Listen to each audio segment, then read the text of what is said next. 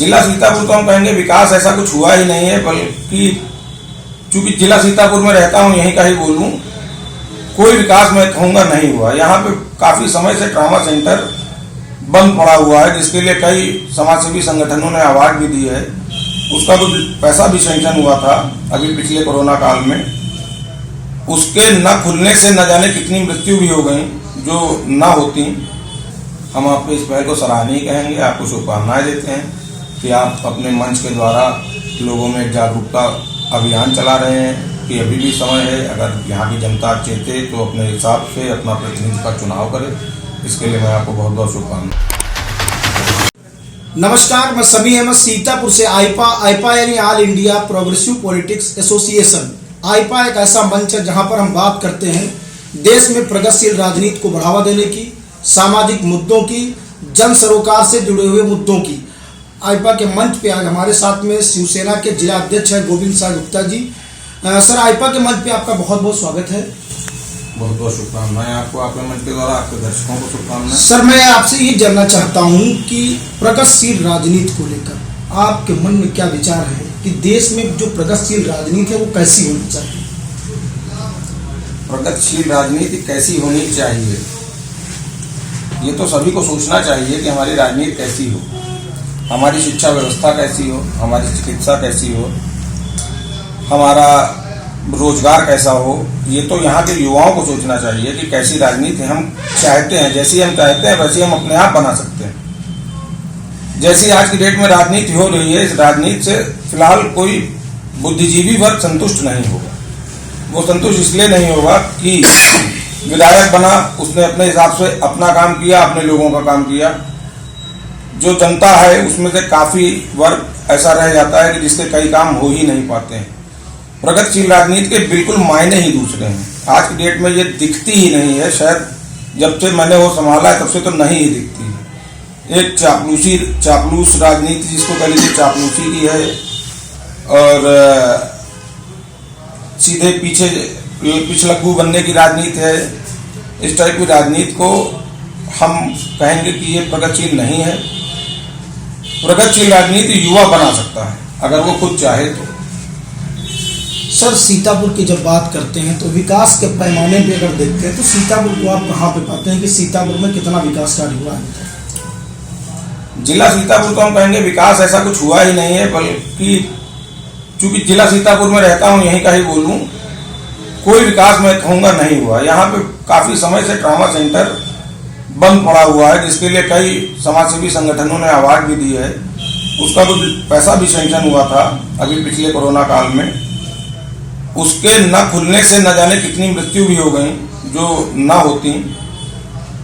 और विकास को मैं ये कहूंगा कि कोई ऐसा विकास नहीं हुआ जिसको ये कहा जाए कि हाँ यहाँ पर ये विकास हुआ। कोई भी ऐसा विकास मुझे नहीं दिखता। सर, वर्तमान सरकार की जब हम बात करते हैं तो योगी सरकार लगातार कहती है कि हमने पूरे प्रदेश में सड़कों का जाल बिछाया है। सीतापुर की अगर बात करें तो सीतापुर में सड़कों को लेकर कितना फायदा मिला? जाल बिछाया है या जाल बनाया है ये तो नहीं कह सकते हैं। अगर बिछाया होता तो जाल दिखता। फिलहाल जाल अगर आप रियल में देखना चाहते हैं तो इधर से चले जाइए आप पुलिस लाइन की तरफ, इधर चले जाइए चुंगी की तरफ, उधर चले जाइए श्याम माथन की तरफ। शायद 2-2 फीट के 1.5 फीट के गड्ढे हैं जिसमें महिलाएं तक पलट गई हैं, रिक्शे पलट गए हैं, ऑटो निकल नहीं पाते हैं।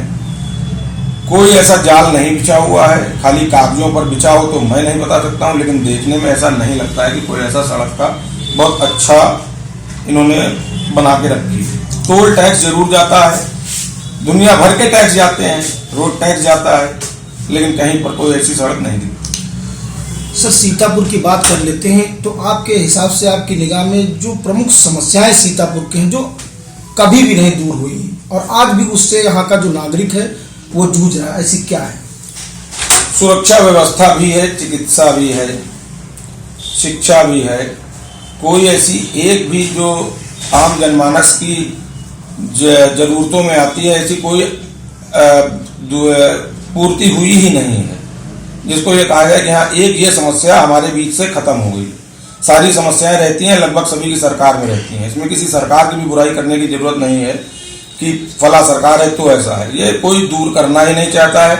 ये दूर तभी हो सकती है जब हमारे यहाँ की जनता खुद चाहेगी। हमारे यहाँ की क्या, हर क्षेत्र की जनता चाहेगी। जितनी विधानसभा है वहाँ की जब जनता यही मांग रख देगी कि हमारी जब ये समस्याएं दूर होंगी, हम तभी अपने किसी भी एक कैंडिडेट को वोट देंगे, वो भले निर्दलीय खड़ा हो या दल से खड़ा हो। ये समस्याएं दूर होंगी तभी जब इस पे एजेंडा बना करके युवा जब आगे चलेगा कि हमको ऐसे अपने प्रतिनिधि को चुनना है जो हमारी इन समस्याओं को दूर करेगा, ये तभी दूर हो सकती है। ऐसा कुछ भी नहीं दूर।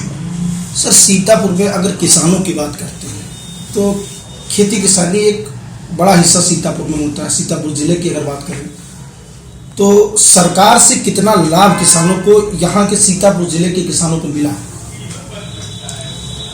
क्या लाभ मिला है सीतापुर के किसानों को? क्योंकि किसान मैं हूं नहीं, तो इसलिए इतना इस पे मैं खुल के बोल भी नहीं सकता हूं कि किसानों को क्या लाभ मिला है।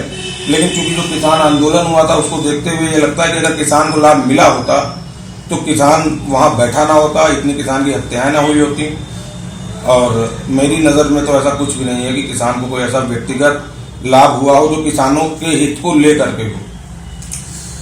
सर, आईपा लगातार लोगों के बीच में जा रहा है, आईपा लोगों से मन की बात को जान रहा है, लगातार प्रगतिशील राजनीति को बढ़ावा देने की बात कर रहा है। आईपा की इस पहल को क्या कहेंगे?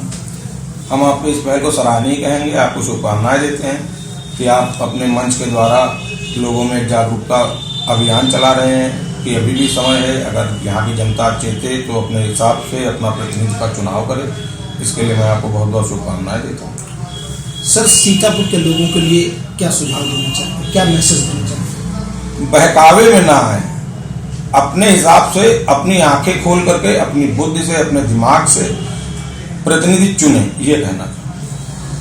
ये थे हमारे साथ में शिवसेना के जिला अध्यक्ष गोविंद साय गुप्ता जी, जिनका साफ तौर पर कहना है कि जो युवा हैं वो उनको बहकावे में आने की जरूरत नहीं है। जो प्रतिनिधि चुने वो ऐसा प्रतिनिधि चुने जो विकास की बात करे, धर्म और जात की बात ना करे। आईपा के मन पे आज के लिए बस इतना ही। नमस्कार।